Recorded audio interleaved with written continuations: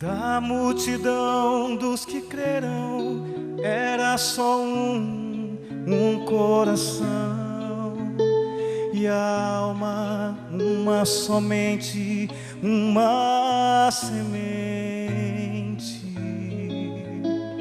somente uma esperança brotando dentro da gente. Nosso era o pão cada dia, nosso era o vinho, santa folia.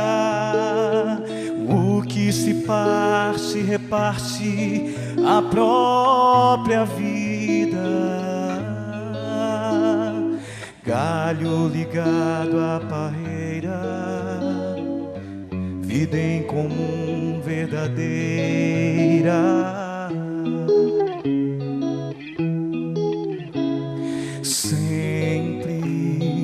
Grande poder, curas, milagres de Deus. Sempre proclamação, Cristo Senhor ressurgiu. Da multidão dos que creram, era só um coração e a alma, muita alegria, singela vida. Na simpatia de todos, nasce a igreja de novo. Povo de Deus, sal e luz para todos os povos.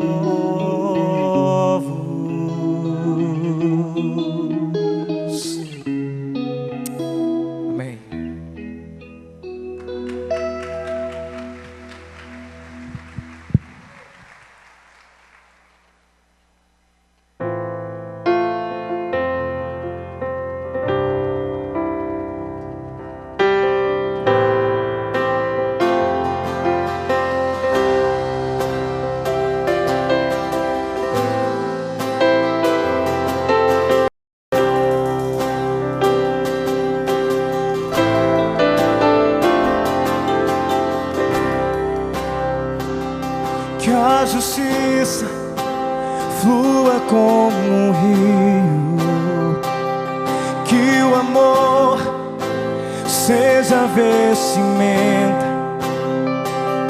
dos que são conhecidos pelo nome do Senhor.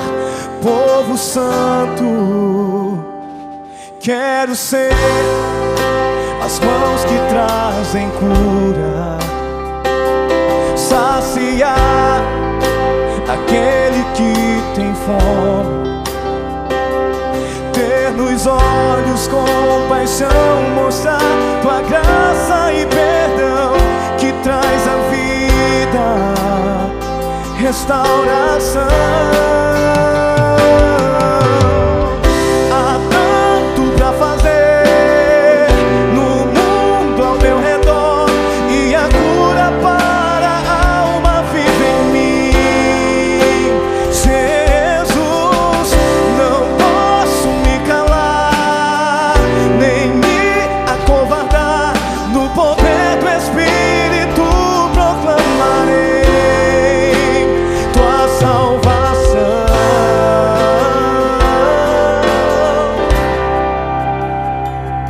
leva-me aos que estão sedentos.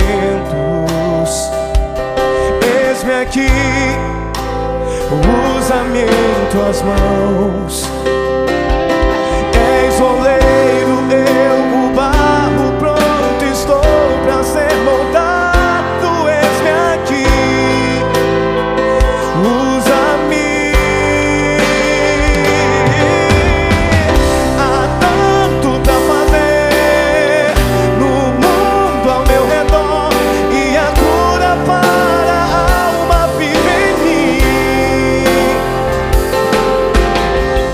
No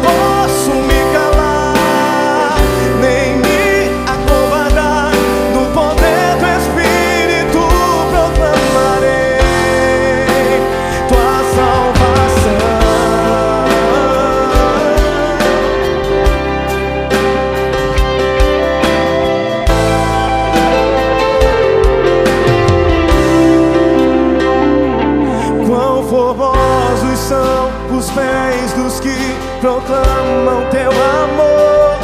Quão formosos são os pés dos que proclamam teu perdão. Quão formosos são os pés dos que proclamam teu amor. Quão formosos são os pés dos que proclamam teu perdão.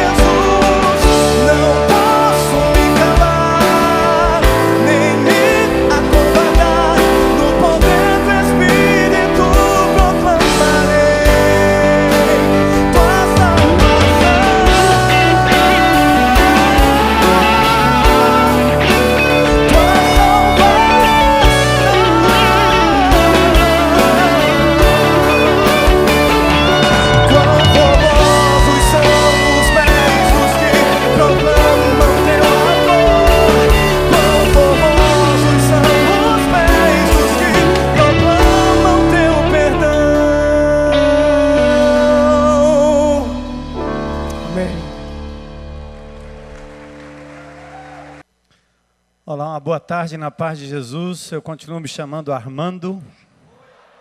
Grande prazer estar no meio do povo de Deus. Não tem lugar melhor, semanalmente, estar aqui junto com os irmãos. Tanta coisa boa o Senhor tem feito no nosso meio, tantos testemunhos do poder de Deus durante essa semana que passou. Hoje à noite eu gostaria de trabalhar um texto da Palavra de Deus, que é um texto, quase que um texto predileto meu. Eu sempre retorno a esse texto. E essa semana foi bem interessante, conversando com a minha esposa. Ela fazia a observação, ela disse, nos últimos domingos você estava bem bravo, né? E eu disse, não, de vez em quando vem essa índole de profeta, né? Para querer denunciar o pecado e tanta indignação com tudo que acontece ao redor. E às vezes a gente se impacientiza também com a atitude de irmãos crentes em Cristo Jesus, que fazem da Igreja do Senhor uma instituição, um clube, fazem do grupo pequeno uma reunião de amigos mais do que um lugar de restauração da presença de Deus, do amor de Deus. Isso vai, em certo sentido, trazendo impaciência ao coração, e aí vem as denúncias, os puxões de orelhas, né, de pai. Mas interessante que essa semana eu tive a oportunidade de participar de algumas reuniões, e uma particular de PGs, um PG de senhoras, e eu vi ali tanta ternura, tanto amor, tanto cuidado, tanto zelo. E também PG de jovens, recentemente eu tive a oportunidade, eu estive ontem também com os pais, e a gente vê o quanto o Senhor, a despeito daqueles que negligenciam a vontade de Deus e o foco do porquê nós estamos reunidos, Deus sempre tem um remanescente, um grupo, um povo e uma porção do corpo de Cristo que de fato anda na presença dEle. Isso nos alegra bastante. Então hoje eu quero não fazer como Jesus usando o azorrague no templo, né? Mas eu quero talvez falar um pouco da ternura do apóstolo Paulo para com uma igreja muito especial. E eu queria que vocês abrissem comigo em 1 Tessalonicenses, capítulo 1. Vamos ficar em pé para a gente fazer essa leitura. E esse texto são 10 versículos. É um texto que serve também não só para você ouvir, mas talvez para você compreender um pouco mais sobre o modelo expositivo de estudo da palavra de Deus, como você vai no texto, deixa o texto falar e aprende lições preciosas num texto completo que tem introdução, tem meio, tem final, enfim. É um texto muito interessante, serve de modelo para você estudar outros textos da palavra de Deus, além das grandes lições que temos aqui. A primeira carta do apóstolo Paulo à igreja de Tessalônica. Toda vez que eu falo desse texto, eu falo que eu tive um amigo que estudou comigo teologia, e ele era grego, nascido em Tessalônica. Então essa carta do apóstolo Paulo não foi uma cidade fictícia, é uma cidade que ainda existe ruínas, mas ainda está lá, você pode visitar e conhecer se quiser. Paulo, Silvano e Timóteo, a igreja dos Tessalonicenses, em Deus Pai e no Senhor Jesus Cristo, graça e paz a vós outros. Damos sempre graças a Deus por todos vós, mencionando-vos em nossas orações e sem cessar, recordando-nos diante do nosso Deus e Pai da operosidade da vossa fé, da abnegação do vosso amor e da firmeza da vossa esperança em nosso Senhor Jesus Cristo. Reconhecendo, irmãos, amados de Deus, a vossa eleição, porque o nosso evangelho não chegou até vós tão somente em palavra, mas sobretudo em poder, no Espírito Santo e em plena convicção, assim como sabeis ter sido o nosso procedimento entre vós e por amor de vós. Com efeito, vos tornastes imitadores nossos e do Senhor, tendo recebido a palavra, posto que em meio de muita tribulação, com alegria do Espírito Santo, de sorte que vos tornastes o modelo para todos os crentes na Macedônia e na Acaia, porque de vós repercutiu a palavra do Senhor, não só na Macedônia e Acaia, mas também por toda parte se divulgou a vossa fé para com Deus, a tal ponto de não termos necessidade de acrescentar coisa alguma, pois eles mesmos, no tocante a nós, proclamam que repercussão teve o nosso ingresso no vosso meio, e como deixando os ídolos, vos convertestes a Deus, para servirdes o Deus vivo e verdadeiro, e para guardardes dos céus o seu Filho, a quem ele ressuscitou dentre os mortos, Jesus, que nos livra da ira vindoura. Senhor, muito obrigado pela tua palavra, louvamos o teu nome neste lugar, cantamos louvores ao Senhor, demos ofertas ao Senhor, trouxemos aqui, Senhor, nossas mentes, nossa alma, nosso corpo, nossa vida, nossas vontades, abrimos uma brecha na agenda hoje, Senhor, para o encontro com o Senhor aqui, juntamente com os irmãos, e agora nós queremos dedicar o nosso intelecto, nosso coração, nosso raciocínio, nossa atenção, para que a tua palavra fale poderosamente ao nosso coração, para que o exemplo da igreja de Tessalônica, Senhor, seja imitado por nós, enquanto indivíduos, enquanto igreja de Jesus. Fala conosco, Senhor, nesta tarde e noite, que a tua palavra seja reverenciada, mas acima de tudo, seja compreendida, obedecida e aplicada na vida do teu povo, Senhor. Essa é uma ação que só o teu Espírito pode fazer, e para isso nós queremos, Pai, como filhos teus, repreender toda a ação do teu inimigo, que possa estar impedindo esta palavra de penetrar os corações para a obediência a Jesus, para a fé em Cristo Jesus. Muito obrigado, Senhor, pelo privilégio de a gente poder estudar essa palavra que nos liberta, que nos ensina, que nos consola, que nos admoesta, que nos envia, Senhor, a sermos sal e luz nesse mundo. Muito obrigado mais uma vez, Pai. Nós te adoramos, te louvamos em nome de Jesus. Amém. Podem sentar.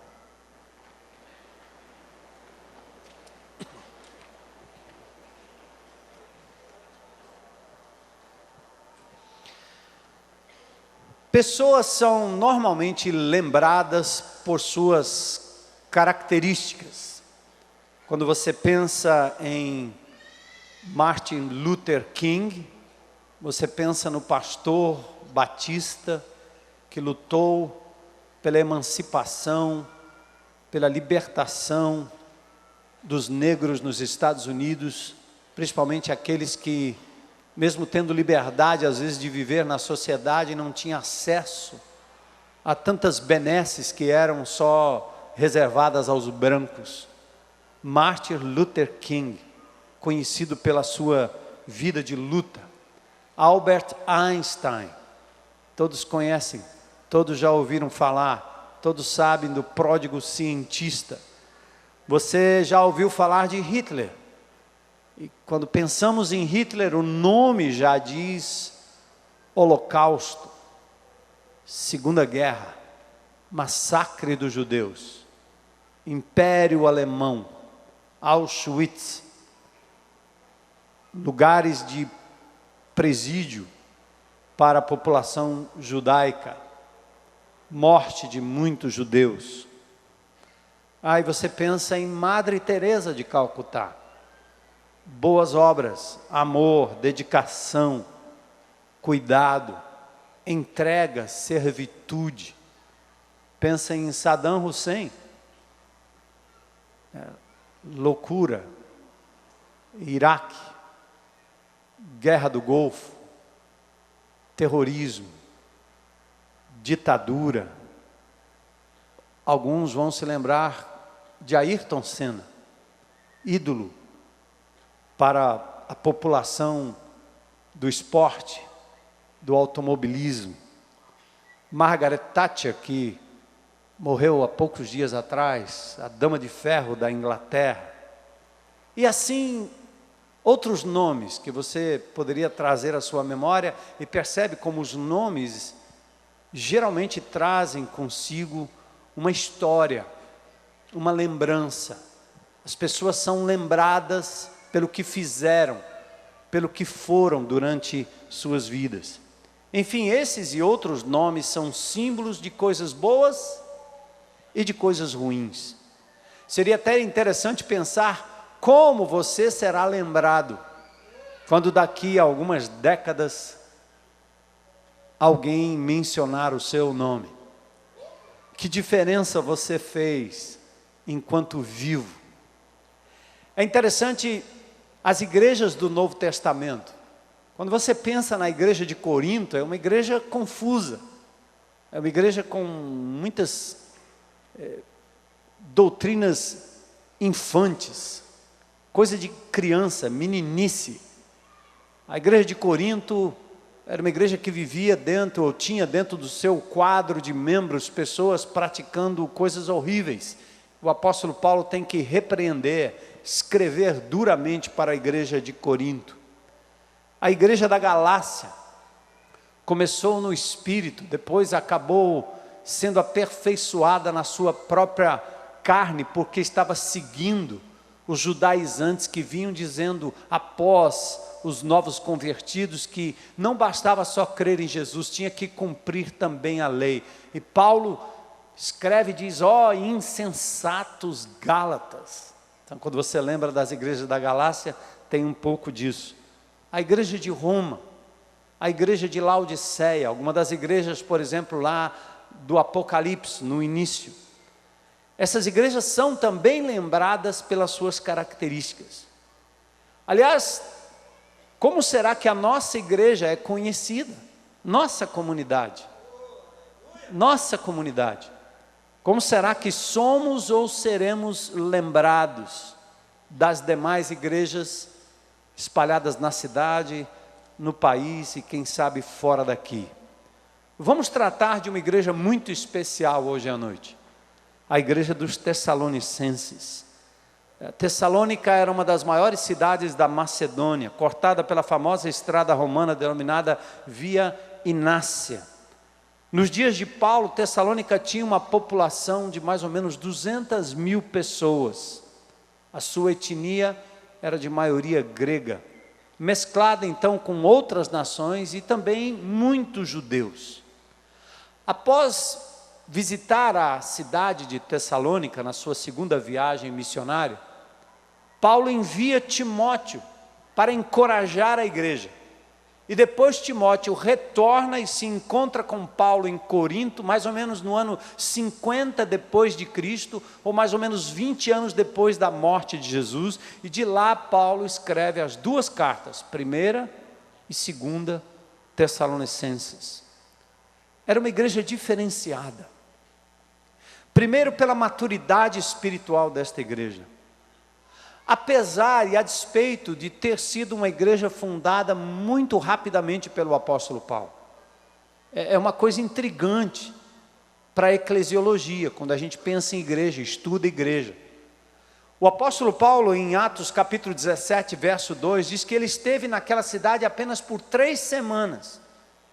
E ele foi na sinagoga, arrazoou com os judeus, passou apenas 3 semanas, pouco menos de 1 mês, o apóstolo Paulo esteve ali entre aqueles irmãos. E ali brotou uma igreja tão forte, tão firme, tão coerente, que vale a pena a gente prestar atenção nas características desta igreja.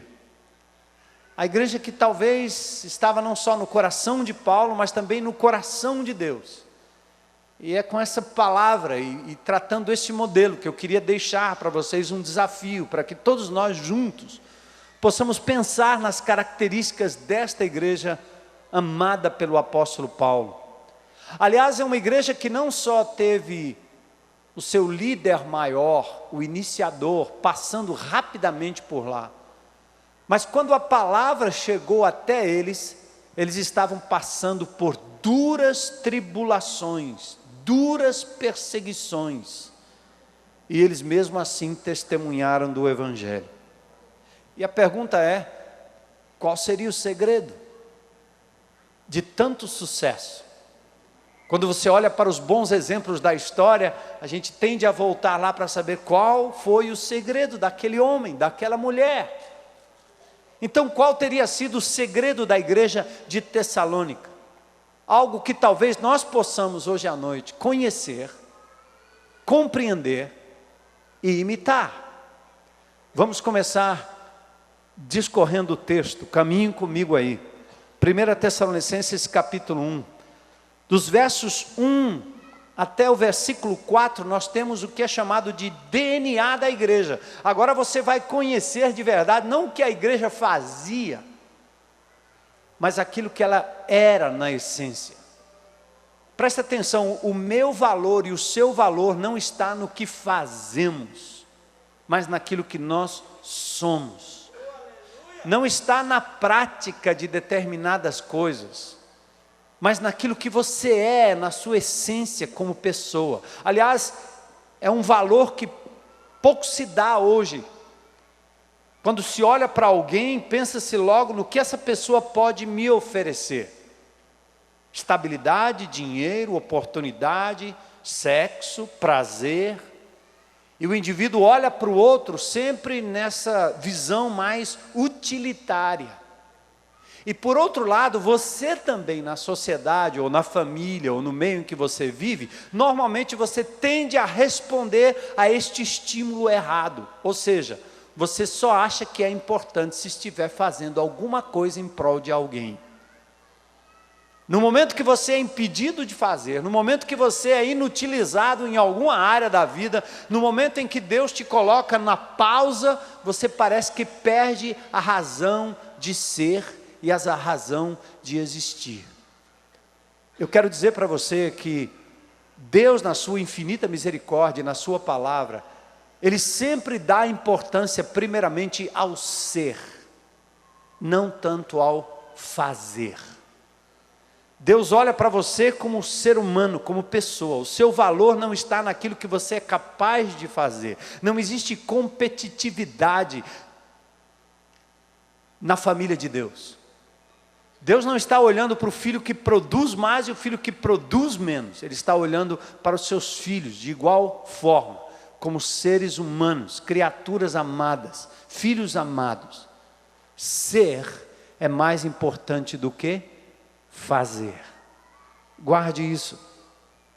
Então o DNA da igreja aqui não está primariamente no fazer, mas primariamente no ser. Olha que interessante, capítulo 1, verso 1. O texto diz assim: Paulo, Silvano e Timóteo, a igreja dos Tessalonicenses em Deus Pai e no Senhor Jesus Cristo. Agora olha que peculiaridade. Quando Paulo escreve às outras igrejas, por exemplo, a igreja em Roma, ele se refere à igreja num lugar geográfico.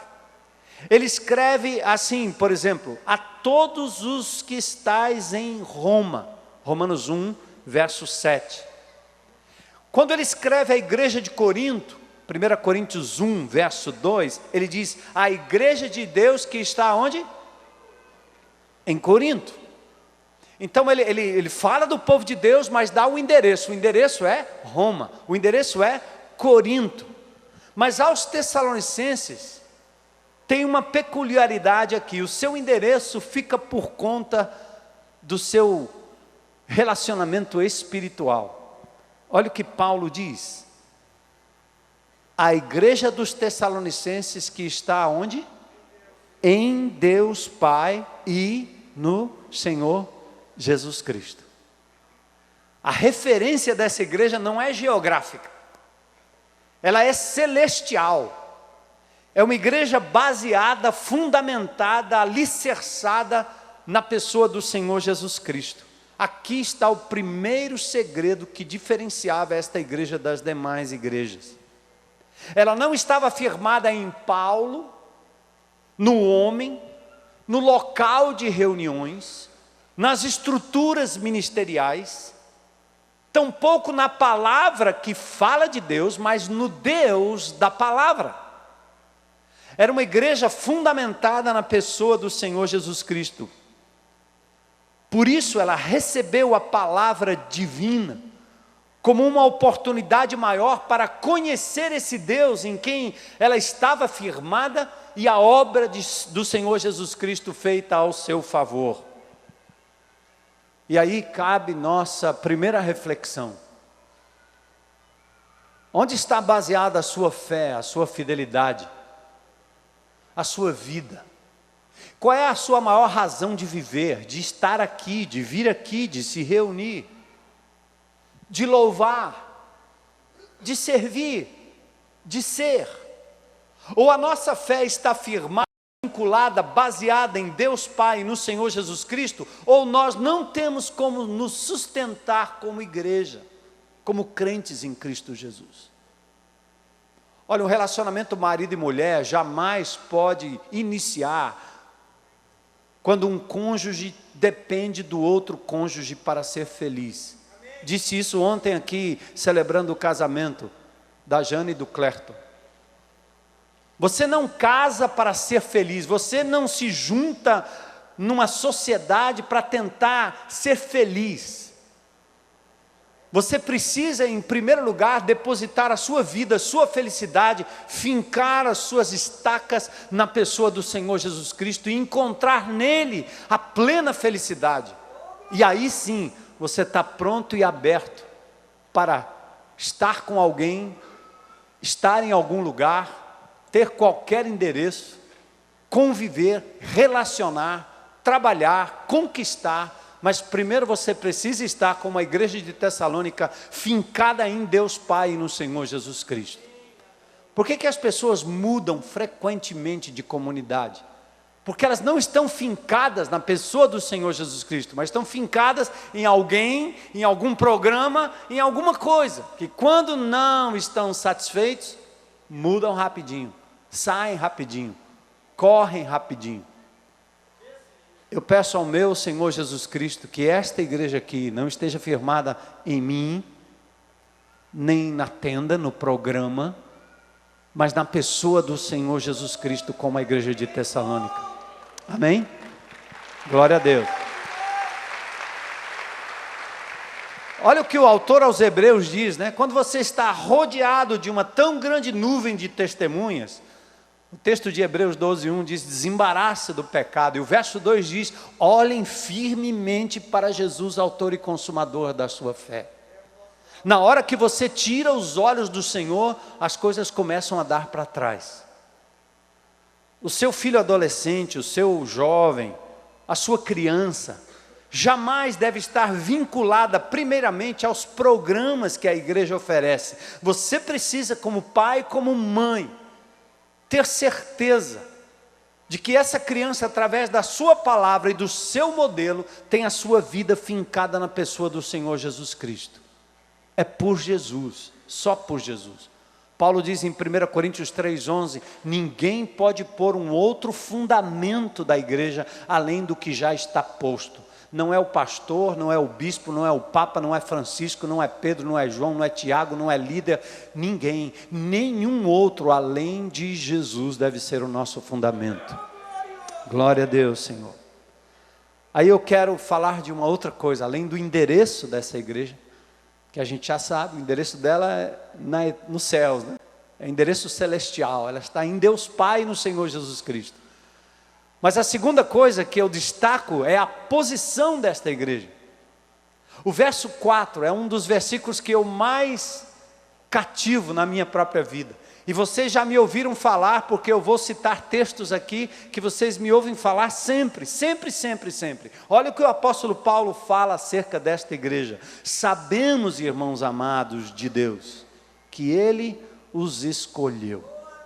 Olha o que o apóstolo Paulo fala acerca desta igreja. Vocês, amados irmãos, são amados de Deus. Vocês estão firmados em Jesus e estão firmados no amor de Jesus, no amor de Deus. O referencial de amor, quando vem do alto, nos livra das inseguranças, nos faz sentir firmes e confiantes no futuro, mesmo em meio às lutas, tribulações e decepções. O contrário disso é quando você espera firmar a sua felicidade, a sua vida no amor humano, no amor horizontal, você só tem frustração, é ou não é? Nem seu pai, nem sua mãe, nem seu marido, nem sua esposa, nem seus filhos, nem seus amigos, nem seus irmãos, nem seu pastor, ninguém, nem seu patrão, nem seu empregado, ninguém é capaz de suprir a sua grande carência, o grande buraco de amor que você tem no coração. Só Jesus pode entrar aí e encher tudo que você precisa para se sentir amado e valorizado por Deus. Por que as pessoas se vendem? Por que as pessoas se entregam umas às outras? Porque elas têm necessidade de serem aceitas, amadas. O amor traz senso de segurança. Eu estava dizendo isso aos pais ontem.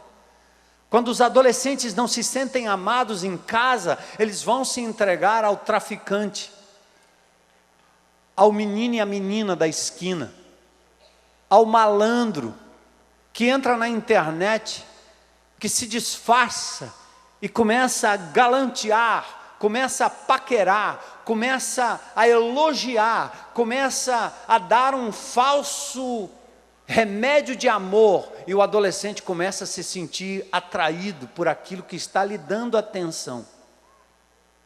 Quando falta o amor em casa, as crianças acham na rua.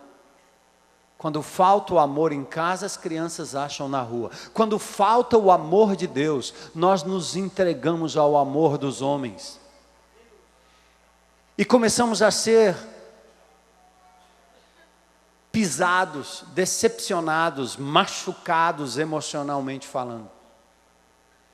É por isso que o apóstolo Paulo aqui fala dessa igreja e destaca o fato seguinte: o meu referencial de amor vem do Deus que me amou incondicionalmente.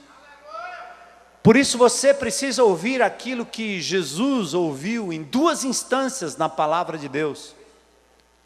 Mateus capítulo 3, verso 17, Mateus capítulo 17, verso 5, na ocasião do batismo, na ocasião da transfiguração, o Senhor Jesus, Deus que se fez gente, se despojou da sua glória para viver aqui como um ser humano normal, e Ele, para não receber o agrado e o amor dos homens, Ele ouviu a voz que dizia: este é o meu filho amado em quem eu tenho prazer. E talvez está na hora, meu irmão, minha irmã. Está na hora de você parar de ouvir as vozes que te prometem amor, segurança, compromisso. E talvez pegando o gancho do texto que o pastor José Edson trouxe aqui, o Salmo 23, que é tão simples, você poderia entender assim, olha, quando o seu copo está cheio de amor humano, quando você depende da aceitação das pessoas para ser feliz, para saciar a sua sede de significado, o que vai acontecer? Você voltará a ter sede de novo, porque as pessoas não têm esse tipo de amor que você precisa. Quando você esvazia o seu copo desses amores humanos e enche esse copo com o amor de Deus, quando você aceita que Deus ama você incondicionalmente, quer você esteja ativo ou não, quer você seja considerado uma pessoa importante ou não na sociedade, mas quando Deus olha para você e diz: você é meu filho amado em quem eu tenho prazer, você é minha filha amada em quem eu tenho prazer, sabe o que acontece? O seu copo fica cheio, e o amor dos homens, das mulheres, dos parentes, dos pais, dos amigos, dos irmãos, é a porção que transborda.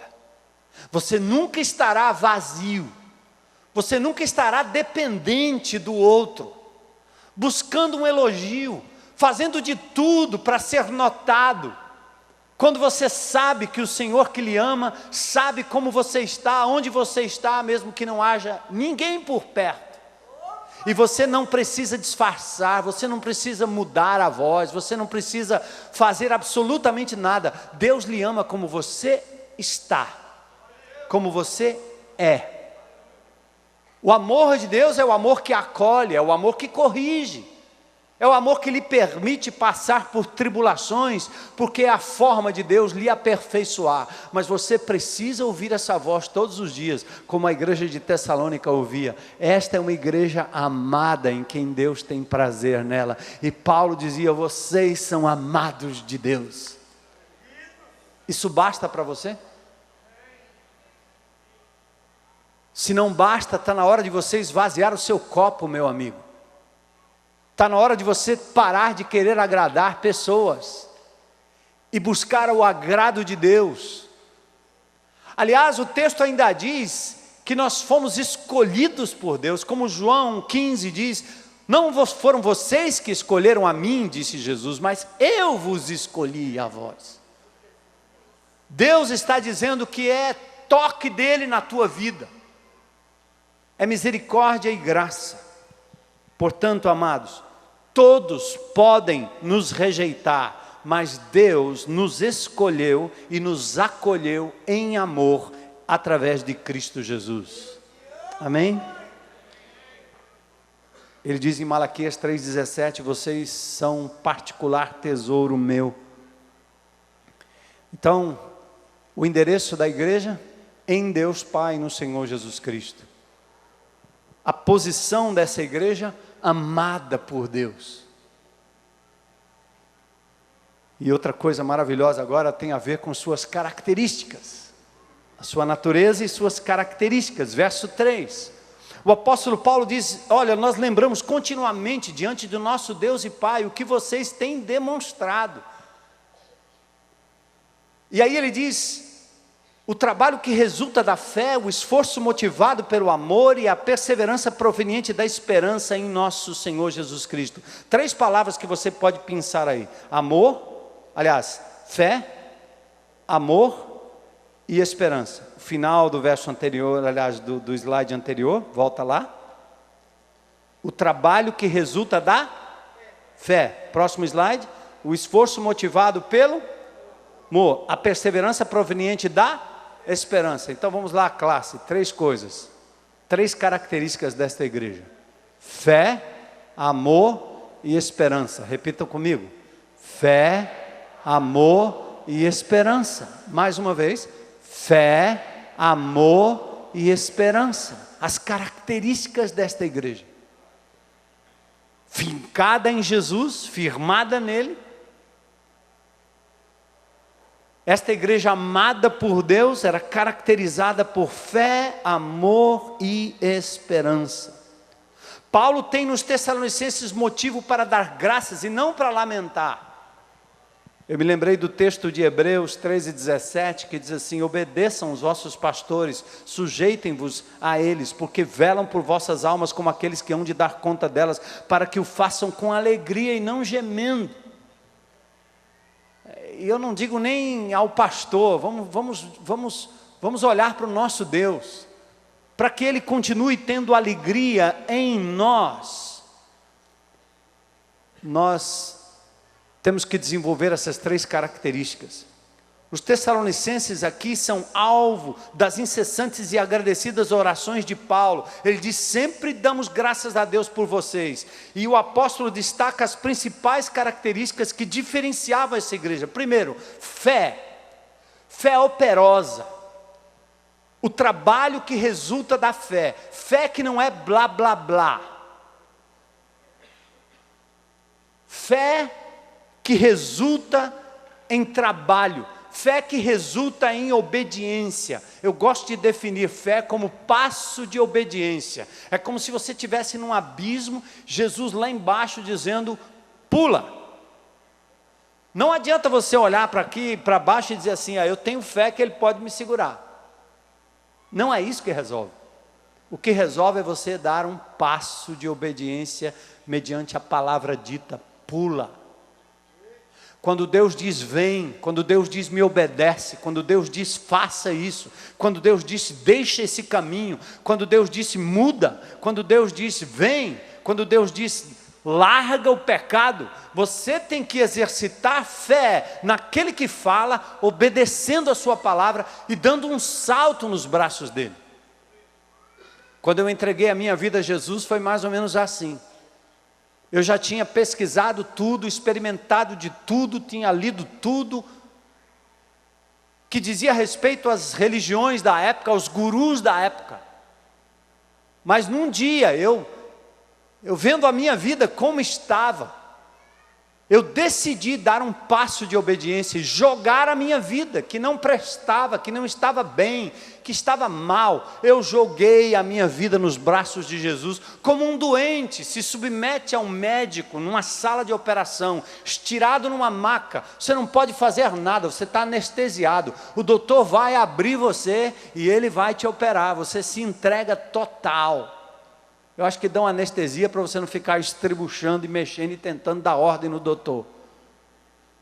Mas para crer em Cristo Jesus, não é só um raciocínio lógico, porque Jesus é histórico, porque a sua palavra é viva, correta, histórica, porque aquilo que Ele disse é coerente com tudo, mas tem uma hora que você tem que dar um salto de fé e pular nos braços de Jesus. Isto é fé que funciona.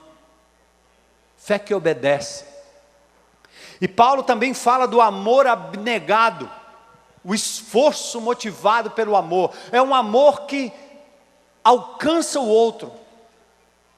É um amor que serve, um amor que se entrega. E finalmente uma esperança viva, não é morta. Nós não cremos em deuses mortos. Não acreditamos num Cristo morto na cruz.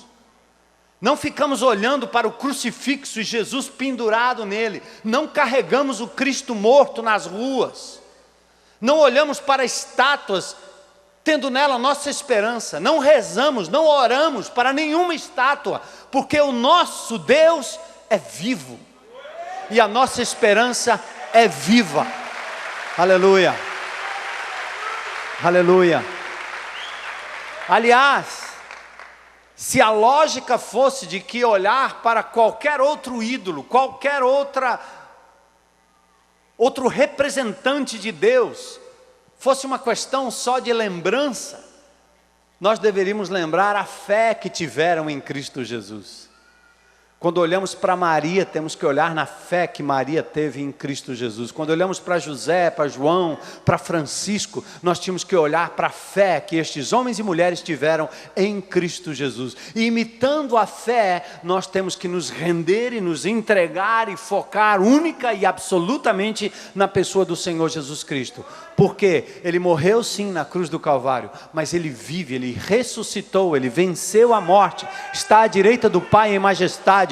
Isto é esperança viva, num Deus vivo, que certamente um dia voltará para pôr fim à história e dar um final feliz a histórias como a minha, como a sua, como a nossa e como a de muitos outros que estão ao nosso redor. Perseverança proveniente da esperança. Ele qualifica cada um dos termos com base no testemunho que tem dos Tessalonicenses. Paulo diz: vocês têm uma fé que funciona. Vocês têm um amor que é de verdade abnegado, é prova, que abre mão, que alcança o outro. E vocês têm uma esperança viva, fé ao crer, amor ao acolher, esperança ao aguardar a vinda de Jesus. Sua fé funciona, irmão? Ela resulta em transformação, em mudança de vida para você e para os outros que estão ao seu redor? Seu amor está focado nos outros? Ou ele está voltado para você mesmo? Ele resulta em compaixão e misericórdia pelos perdidos? Isso deve ser um reflexo da sua vida pessoal, no seu grupo pequeno, aberto para amar e para acolher. Sua esperança está na bem-aventurada volta de Cristo, na ressurreição dentre os mortos, e por isso você não teme a morte, você celebra a vida. Gente, depois de falar das características e da natureza e da posição dessa igreja amada, Paulo agora começa a falar como essa igreja recebeu a palavra pregada. Preste atenção. Como eles receberam a palavra e o que eles fizeram com a palavra recebida. Nos versículos 4 a 10, o evangelho, a palavra na igreja, a saúde de um discípulo, de um grupo pequeno, de uma comunidade, depende da relação que ela tem com a palavra de Jesus. 1 Tessalonicenses, no capítulo 2, verso 13, o apóstolo Paulo diz assim: agradecemos a Deus sem cessar por vocês, ao receberem da nossa parte a palavra de Deus, vocês a aceitaram não como palavra de homens, mas segundo verdadeiramente é como palavra de Deus, que atua com eficácia em vocês os que creem. Paulo está dizendo: vocês não receberam isso aqui como um conto da carochinha. Vocês não receberam isso aqui como um punhado de provérbios, frases de efeito. Vocês não receberam isso aqui como um livro de regras. Vocês receberam como na verdade é, como palavra de Deus para vocês. Preste atenção. Deus está falando, Deus quer falar através desta palavra. É por isso que o inimigo de Deus tem todo o interesse em que você continue dizendo que não tem tempo para ler a Bíblia, porque você tem tempo para tantas outras coisas. O inimigo de Deus te puxa, te leva por coisas que você até diz que são legítimas. Você tem que estudar, você tem que trabalhar, você tem que assistir TV, você tem que olhar na internet, você tem que ficar atualizado, você tem que fazer um bocado de coisa, mas você não tem tempo para ouvir a voz de Deus. A igreja de Tessalônica recebeu essa palavra de uma forma diferenciada. O verso 5 ele diz: olha como o evangelho foi proclamado no meio deles, porque o nosso evangelho não chegou a vocês tão somente em palavras, mas também em poder, no Espírito Santo, em plena convicção, como vocês sabem, como procedemos entre vocês em seu favor. Paulo está dizendo: houve um equilíbrio entre pregação e poder, palavra e poder.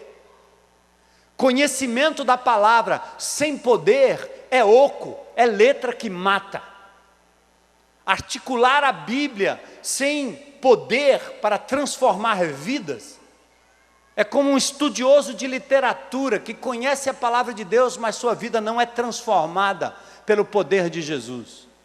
Há muitos ateus que conhecem a Bíblia muito mais do que eu, muito mais do que você. Só que essa palavra não tem efeito no seu coração, porque ela não é recebida no poder do Espírito Santo. E quem fala em poder sem a palavra é loucura. É como aqueles fogos de artifício na época das festas juninas. É como o chamado busca-pé, ou sei lá qual é o nome daquilo, que sai com um rojão doido, rodando para todo lado, não tem direção. É uma turbina sem estrutura do avião. Enquanto aquele que se especializa na palavra e está só interessado em receber a palavra, estudar a palavra, mergulhar na palavra, é como uma carcaça de avião, sem turbina. Não decola, não sai do lugar. A letra mata. Mas a palavra de Deus diz que o Espírito vivifica.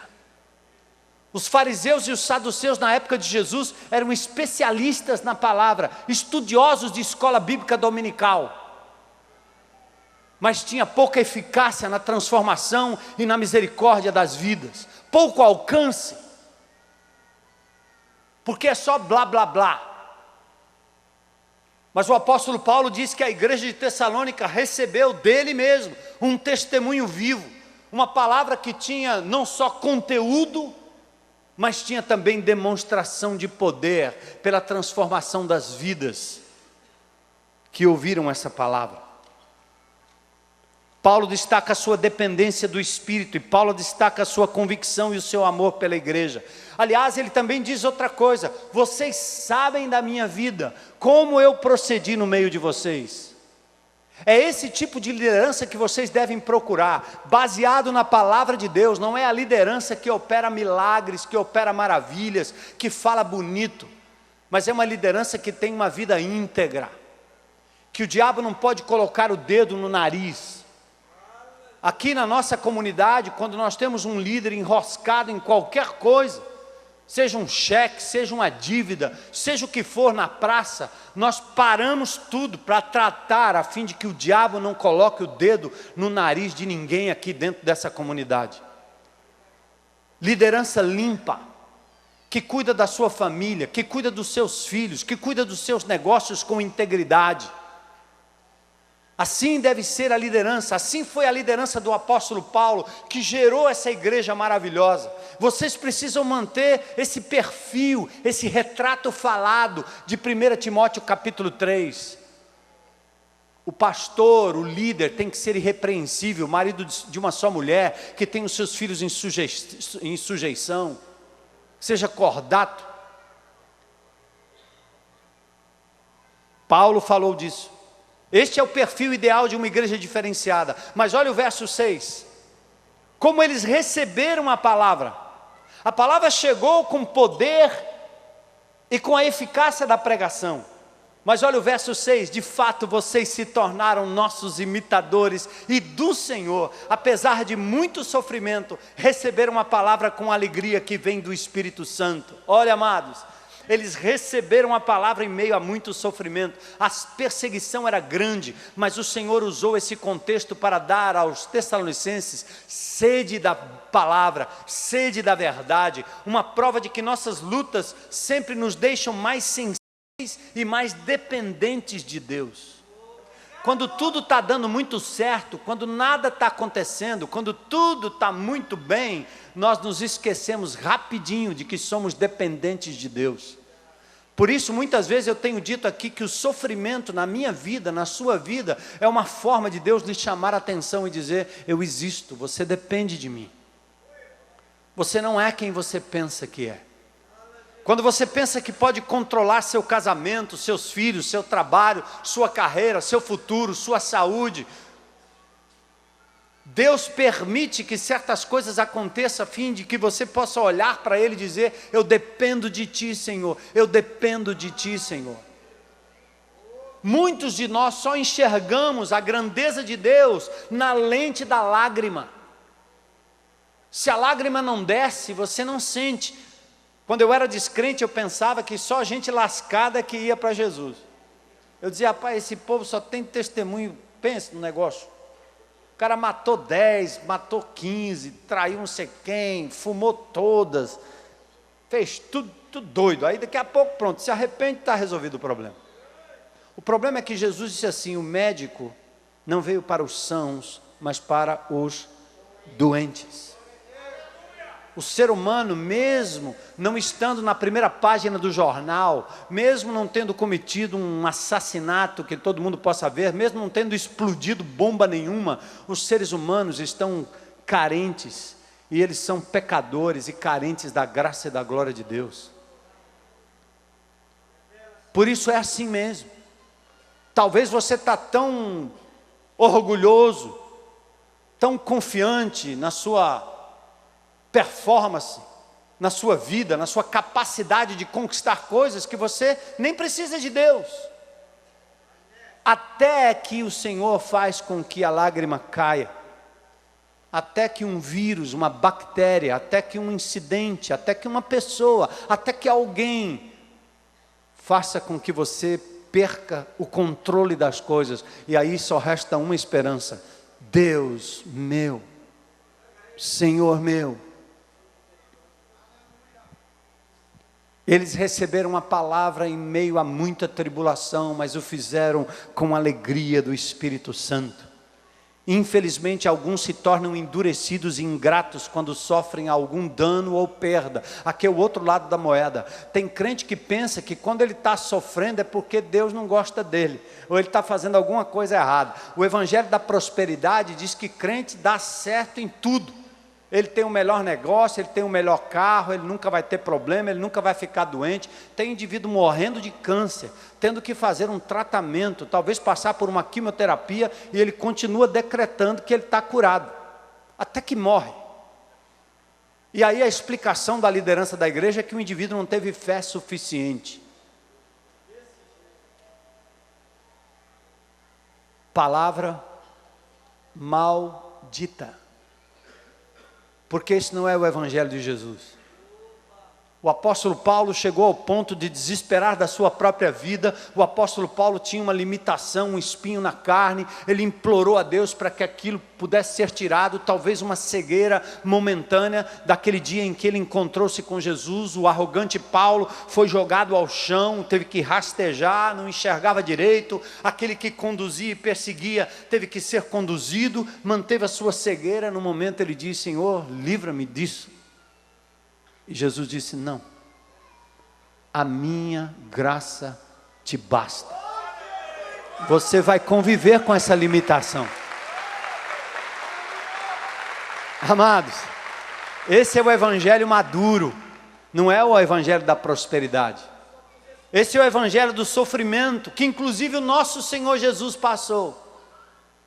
Se fosse assim, todos nós seríamos como Cristo. Cristo teria sido o homem mais rico da terra. Mas ele sofreu, porque amou o Pai e fez a obra do Pai. Os Tessalonicenses receberam uma palavra em meio à tribulação. Uma igreja madura não fica variando a sua fé dependendo do seu estado social, econômico, financeiro. A sua fé persiste e persevera no Deus das circunstâncias. Seja no bem, seja no mal, seja como for, como Jó disse: perdi tudo. E a mulher disse a ele: amaldiçoa o teu Deus e morre. E ele diz o quê? O Senhor o deu, o Senhor o tomou. Bendito seja o nome do Senhor. A vida de um homem não consiste na quantidade de bens que possui, o que diz a palavra de Deus. Sucesso não é ter ou deixar de ter, mas é conhecer Jesus, ter a paz que só Ele pode dar, que dinheiro nenhum compra. Essa é a igreja madura de Jesus. Mas o Evangelho não apenas foi recebido com alegria em meio à tribulação, até para mostrar, é interessante, né? A alegria parece que não combina com tribulação, porém é o que Paulo testemunha dessa igreja, que cumpriu o seu papel de bem-aventurada, por estar sofrendo em nome de Jesus. Mas agora o Evangelho não apenas foi recebido, mas esse Evangelho ecoou. O atestado de saúde de uma igreja, consequentemente dos seus membros, está na multiplicação. Preste atenção, meu irmão. Se você tem a sua morada em Deus Pai e no Senhor Jesus Cristo, se você é um amado de Deus, se você tem sua vida caracterizada por fé, amor e esperança, se você recebeu essa palavra com alegria do Espírito Santo, a consequência natural agora chama-se multiplicação. Ovelha tem que gerar ovelha. Crente tem que fazer discípulos. Tem que trazer outros ao conhecimento do Mestre. Não é justo que você guarde para você essa palavra. Não é justo que você aprisione isso dentro de um grupo pequeno. Tendo comunhão de amizade com os irmãos por meses, anos, e não se abre para que outros venham e tomem da água viva, da fonte, e conheçam o pão da vida, a palavra viva que nos transformou um dia. Não é justo. Olha o que esta igreja em Tessalônica fez. Verso 7. Assim vocês se tornaram modelos para todos os crentes que estão na Macedônia e na Acaia. Exemplo baseado em vidas que imitavam a Cristo e ao líder sintonizado. Verso 6. Vós fostes feitos imitadores nossos e do Senhor. Verso 8. Porque partindo de vocês, propagou-se. Sabe o que quer dizer isso? Ecoou a mensagem do Senhor na Macedônia e na Acaia. Não somente isso, mas também por toda parte se tornou conhecida a fé que vocês têm em Deus. Olha, gente, a palavra ecoou, foi longe. O resultado é que não temos necessidade de dizer mais nada sobre isso. O eco foi evidente. Palavra usada no original é a palavra eco. Recebeu a palavra, passou a palavra, eco. O bom exemplo daquela igreja repercutiu em todos os lugares. Foram conhecidos pela sua fé e não simplesmente pelas estruturas e programas. E aqui diz: pois eles mesmos relataram de que maneira vocês receberam, como se voltaram para Deus e deixaram os ídolos, a fim de servir ao Deus vivo e verdadeiro. Todos sabiam como o pregador e a palavra foram recepcionados, e acima de tudo, como isso se transformou em conversão e em restauração. Pessoas deixaram os ídolos mudos, deixaram os ídolos dos amores humanos, deixaram os ídolos dos negócios, do sucesso, da cultura, que enche a cabeça, que ensoberbece. Os tessalonicenses, todo mundo sabia que eles haviam deixado os ídolos, e agora estavam servindo os vivos. Finalmente Paulo destaca a viva esperança em Cristo Jesus. E ele diz: vocês também esperam dos céus a seu Filho, a quem ressuscitou dentre os mortos, Jesus, que nos livra da ira que há de vir. Eu quero que vocês, como igreja, ouçam um testemunho de um amigo. Sidney, vem cá, por favor. Um amado irmão que talvez ele possa falar rapidinho como ele veio conhecer essa comunidade. Eu tive a oportunidade de conhecê-lo. Ele já esteve aqui, mora em São José dos Campos, já esteve aqui com um ônibus, servindo a comunidade. Não somente isso, eu tive conhecimento, estive com ele, sabendo exatamente como é que ele serve algumas tribos indígenas por aí, como é que eles estão levando a partir de São José dos Campos, de alguns empresários e pessoas ligadas a ele, a palavra de Deus, a vários lugares onde o Evangelho talvez nem tenha chegado, levando educação, levando cultura, conhecimento, não só da letra em si, mas da palavra de Deus também. Eu queria que vocês ouvissem, como igreja, um testemunho breve daquilo que Deus tem feito na vida desse homem e como vocês, como igreja, tiveram um papel nessa história. Sidney, fica à vontade. Boa noite, amada igreja. Meu nome é Sidney. Oi, igreja. Há algum tempo atrás, eu fiz uma decisão da minha vida, e uma decisão que foi eterna. Quando estava na universidade, lá eu decidi receber a Jesus como Senhor da minha vida. Eu era ateu praticante, daqueles que insistia em provar a inexistência de Deus. Mas a graça me alcançou e lá, um certo dia, perante a minha esposa atual, a minha namorada que sofria com isso, aceitei o Senhor Jesus como o Senhor da minha vida. Mas quando eu aceitei, eu não aceitei para ser um Senhor do domingo, que aparecia ou que estava presente num templo fechado. Mas eu tinha certeza que a decisão era uma decisão de 24 horas. E que onde por eu andasse, na minha profissão de engenheiro, na minha profissão em cargos, exercendo cargos como fiz na indústria, na universidade e em muitas viagens, ali eu deveria estar servindo a esse Senhor. Um certo dia, irmãos, há um pouco mais de 10 anos, essa igreja entrou nessa história. Eu assisti uma série de conferências em que o pastor Armando estava falando sobre homens de Deus na Bíblia, que começaram a vida de fé, começaram bem, mas acabaram mal. E àquela altura eu já tinha mais de 50 anos. E disse, poxa, não pode ser essa a minha história. Estava chegando o momento que os filhos também iam começar a sair de casa, 5 filhos, começar a sair de casa e para suas próprias vidas. E como é que vai ser o resto da vida? Foi naquela ocasião que minha esposa e eu decidimos que a nossa casa, o nosso ambiente de vida ali, e depois disso, a coisa foi crescendo, os nossos 2 ônibus que compramos em função dessa decisão, iríamos estar com aquilo ali, servindo a quem quer servir. Foi o lema que nós demos, servindo a lugares e a pessoas que estavam servindo ao Senhor em lugares distantes. Passei a ouvir muitas as mensagens aqui da igreja. Eu sou cearense, eu vinha aqui periodicamente e capturava as mensagens, os CDs, passava aquilo para o iPod e saía nas minhas viagens aí afora, ouvindo aquelas mensagens e sabendo qual era o propósito de Deus pela palavra para a minha vida, para a vida dos irmãos. Nesses últimos 3 anos, aquele ministério que começou como um movimento de família, já esteve presente em 9 trabalhos e pontos, em 9 estados, 9 diferentes lugares pelo Brasil. Nesse circuito de público variado, de indígena, população carente e gente necessitada, rodamos 40 mil quilômetros, mas quando tudo se encaminhava desse jeito, quando tudo se encaminhava de acordo com esse projeto, num certo ponto a igreja entrou novamente na minha vida, num momento especial.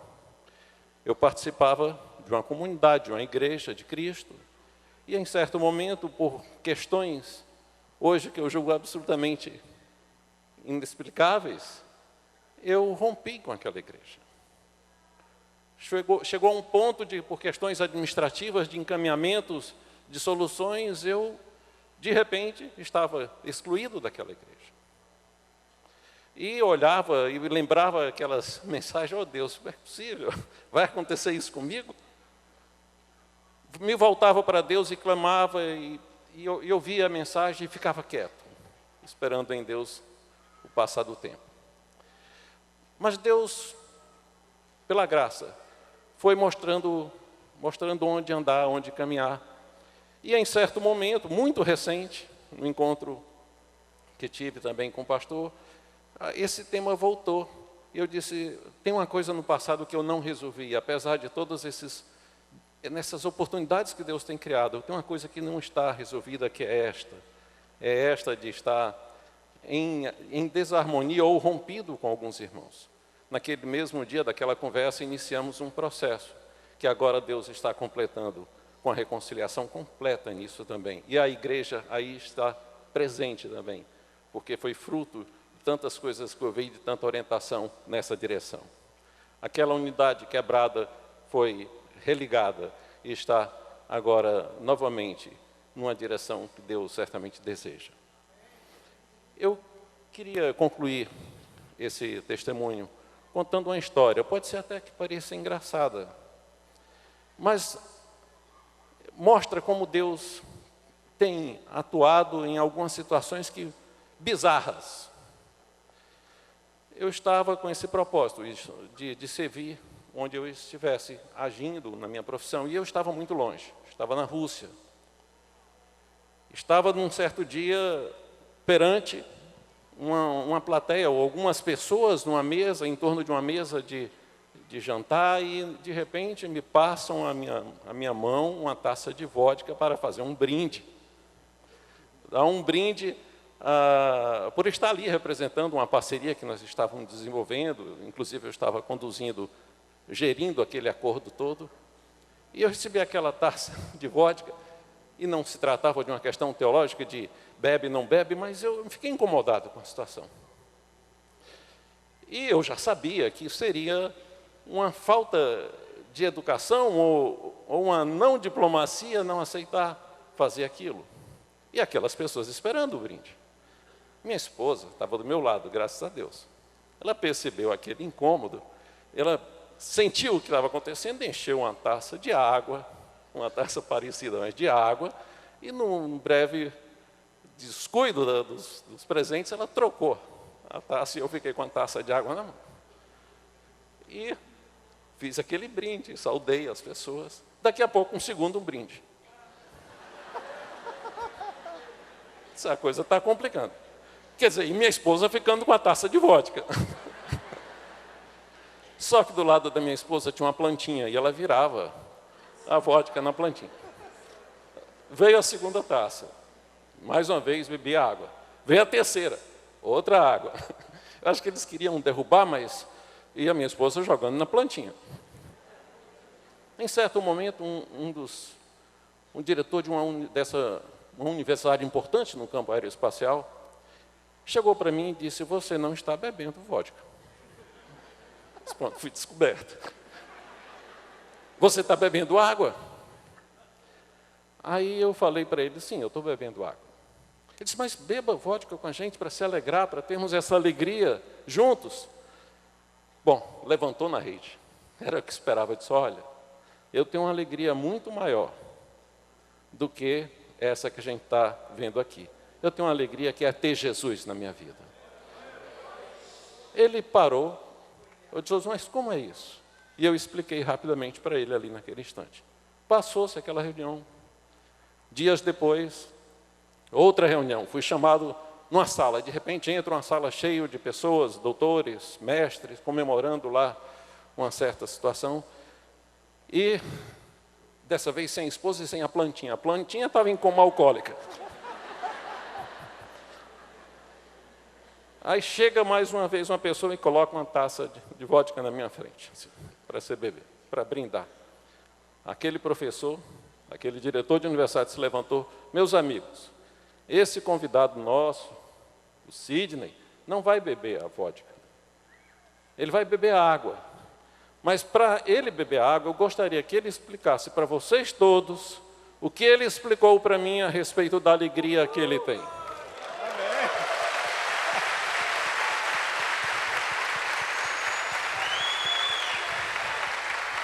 Irmãos, durante 20 minutos, eu pude falar para uma plateia que parou de beber e ficou prestando atenção.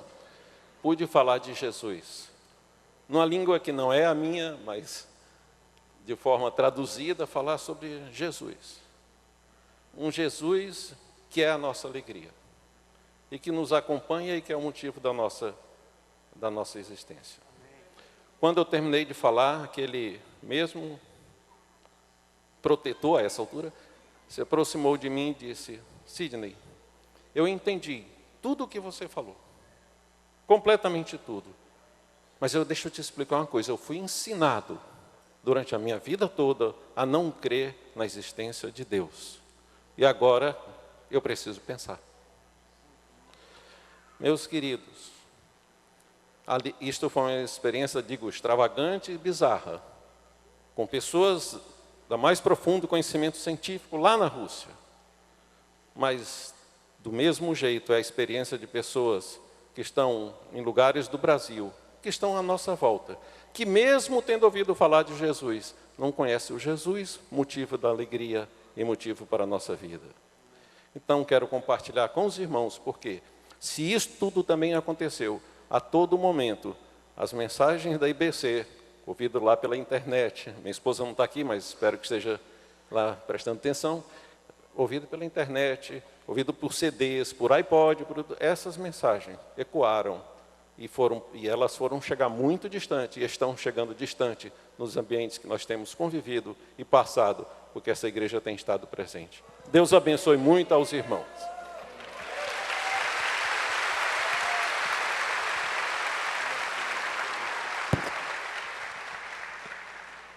Louvado seja Deus. O Sidney, bastante modesto, mas ele é um engenheiro responsável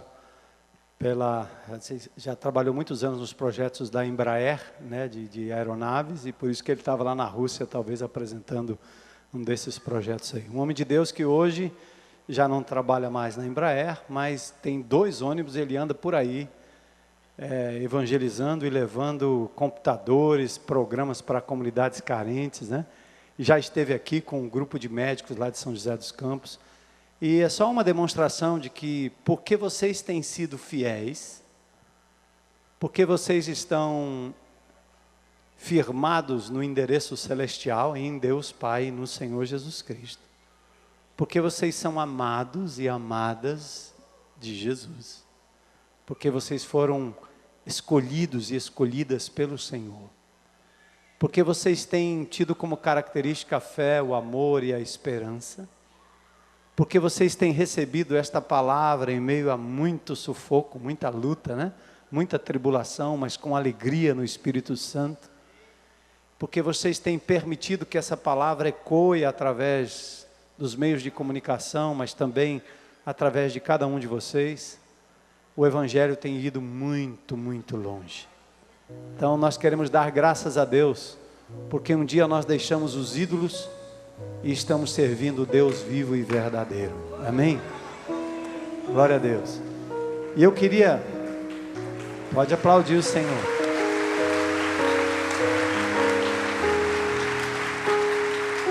E eu queria que você não se movimentasse, o culto não acabou. E nesse finalzinho eu queria dar a oportunidade a qualquer pessoa aqui nesse auditório que gostaria de hoje, talvez, crer, se entregar ao amor de Jesus, abandonar os ídolos que não são necessariamente os ídolos de pau, de pedra, de porcelana, mas ídolos humanos, ídolos construídos na nossa vida, que têm assumido o lugar de Deus. E hoje você talvez gostaria de se entregar ao Deus vivo e verdadeiro Jesus, receber dele o perdão, a salvação, o amor incondicional e fazer parte da comunidade. Então, se tem alguém aqui hoje à noite, eu quero convidar você a fazer um gesto. Lembra que fé é passo de obediência? Jesus disse uma vez: aquele que me confessar diante dos homens, eu confessarei diante do meu Pai que está nos céus. É preciso coragem de verdade. Então, se tem alguém aqui hoje à noite que gostaria de entregar sua vida a Jesus, talvez lá na internet, lá na tendinha, faça um gesto, um simples gesto com a sua mão. Diga: hoje é meu dia, eu quero entregar minha vida a Jesus. Tem alguém? Tem alguém? Glória a Deus. Glória a Deus. Aleluia. Aleluia. Tem alguém? Deus te abençoe. Estou vendo vocês dois ali. Mais alguém? A sua decisão não é uma decisão por mim, nem por esta igreja. É por Jesus. Não se envergonhe dele. Ele não se envergonhou de você. Tem mais alguém aqui hoje para dizer: chegou o meu dia, eu quero entregar minha vida a Jesus? Tem mais alguém? Levanta a sua mão aí nesse auditório, dizendo: hoje é meu dia. Glória a Deus, glória a Deus, glória a Deus. Eu vou pedir que você que entregou sua vida a Jesus, ao sairmos daqui, vá até aquela palhocinha com uma pessoa aí que está ao seu redor. Se identifique lá, nós queremos integrá-lo, conhecê-lo melhor, te passar talvez uma literatura, os primeiros passos da vida cristã. Então vamos celebrar esse Senhor maravilhoso e vamos seguir o modelo da igreja de Tessalônica e vamos pedir a Deus que sejamos lembrados por essas características, amados, escolhidos do Senhor. Amém? Vamos ficar em pé e vamos louvar ao Senhor juntos. O Senhor escolheu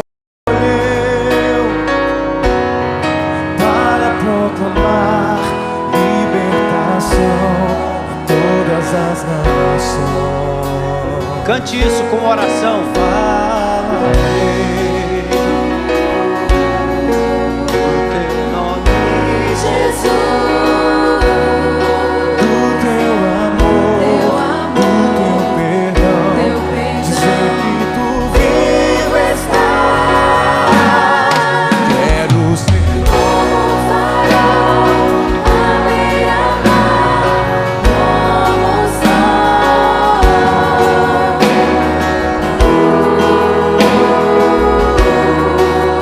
Proclamando a mensagem da cruz, ser como um vaso, Senhor, em tuas mãos. Faz de mim o teu querer, usa-me, Senhor, usa-me.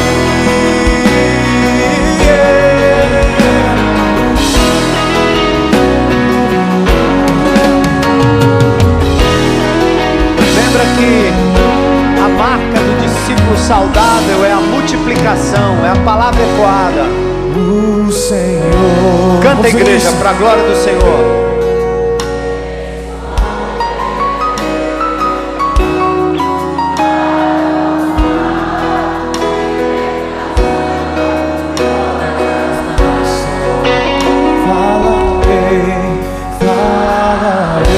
Deixa o Senhor te usar, meu irmão, minha irmã.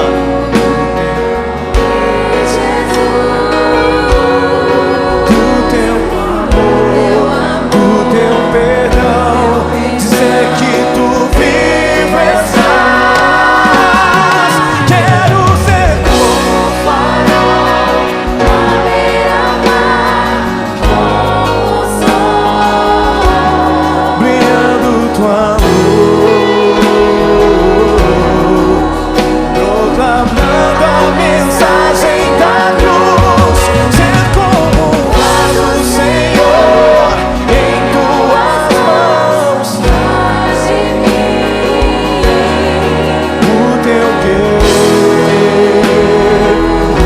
usa-me, Senhor. Quero ser como um farol na beira-mar. Senhor, que fortaleza, sinta o teu poder através deste povo, Jesus. Proclamando a mensagem da cruz, ser como um vaso, Senhor, em tuas mãos. Faz de mim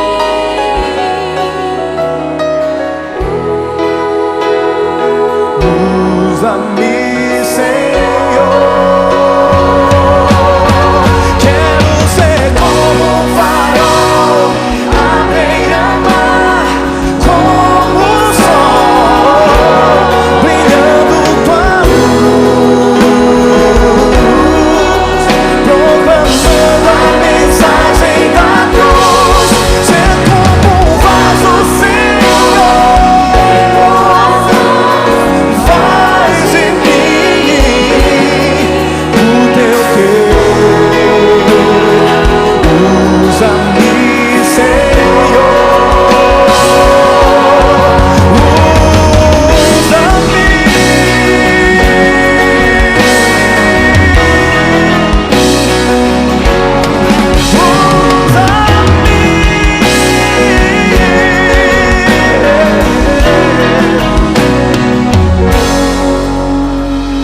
Glórias ao teu nome, Senhor. Aleluia. Gente, o próximo domingo é domingo de batismos, é domingo de festa. Sabe quando a gente se prepara para receber um bebê em casa? Festa, muita festa, tá bom? Venha, convide seus amigos, irmãos, vizinhos. Vamos ter um culto abençoado aqui no próximo domingo para a glória de Deus. Boa semana, vão na paz do Senhor.